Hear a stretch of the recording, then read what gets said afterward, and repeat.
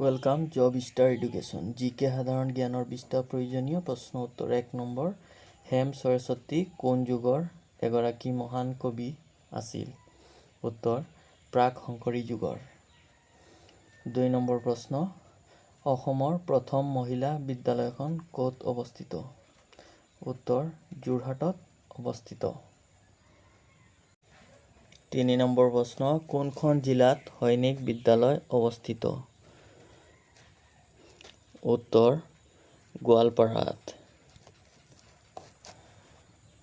4 number প্ৰশ্ন ডিফুৰ অৰ্থ কি উত্তৰ বগাপানী 5 নম্বৰ প্ৰশ্ন অসমৰ দুটা বিশ্ব ঐতিহ্য ক্ষেত্ৰ কি কি উত্তৰ কাজিৰঙা আৰু মানাহ 6 নম্বৰ প্ৰশ্ন ধোলাশদিয়া দলংখন কোন নদীৰ ওপৰত নিৰ্মাণ কৰা হৈছে উত্তৰ লোহিত নদীৰ ওপৰত 7 নম্বৰ প্ৰশ্ন অসমৰ একমাত্ৰ মীন বিজ্ঞান মহাবিদ্যালয় ক'ত অৱস্থিত উত্তৰ ৰহাত অৱস্থিত 8 নম্বৰ প্ৰশ্ন প্ৰথম APBNৰ মুখ্য কাৰ্যালয় কোনখন জিলাত অৱস্থিত উত্তৰ শিৱসাগৰ জিলাত 9 নম্বৰ প্ৰশ্ন গুৱাহাটী চাহ নিলাম কেন্দ্ৰ কোন বছৰত প্ৰতিষ্ঠা কৰা হৈছিল উত্তৰ 1970 চনত 10 নম্বৰ প্ৰশ্ন হিমা দাসক কি উপনাম দিয়া হৈছে উত্তৰ ধিং এক্সপ্ৰেছ 11 নম্বৰ প্ৰশ্ন অসমৰ কেন্দ্ৰীয় কেবিনেটৰ প্ৰথম কেবিনেট মন্ত্ৰী কোন আছিল উত্তৰ ফকৰুদ্দিন আলী আহমেদ 12 নম্বৰ প্ৰশ্ন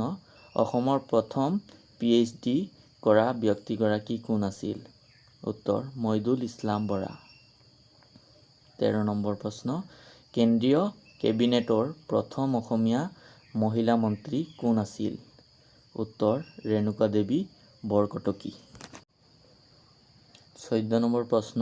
বৰ্তমান তেজপুৰ বিশ্ববিদ্যালয়ৰ ভূমি অসমৰ কোনগৰাকী ব্যক্তিয়ে দান কৰিছে উত্তৰ বিষ্ণু প্ৰসাদ ৰাভা 15 নম্বৰ প্ৰশ্ন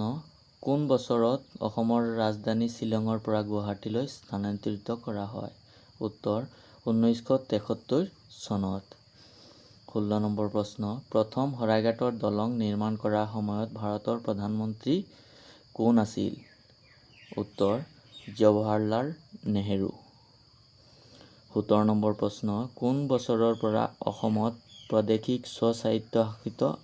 শাসন প্ৰৱৰ্তন কৰা হৈছিল উত্তৰ 1935 চনৰ পৰা 18 নম্বৰ প্ৰশ্ন কাক উত্তৰ পূৰ্বাঞ্চলৰ শান্তি বাগিচা বুলি কোৱা হয়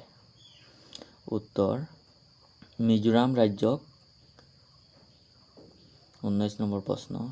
ইষ্ট ইণ্ডিয়া কোম্পানীয়ে কছাৰী ৰাজ্য কি নীতিৰ দ্বাৰা অধিগ্ৰহণ কৰিছে উত্তৰ স্বত্ব বিলোপ নীতিৰ দ্বাৰা অৰ্থাৎ শেষৰ প্ৰশ্নটো হৈছে কোনটো কোম্পানীয়ে বগীবিল দলং নিৰ্মাণ কৰিছে উত্তৰ হিন্দুস্তান নিৰ্মাণ কোম্পানীয়ে ধন্যবাদ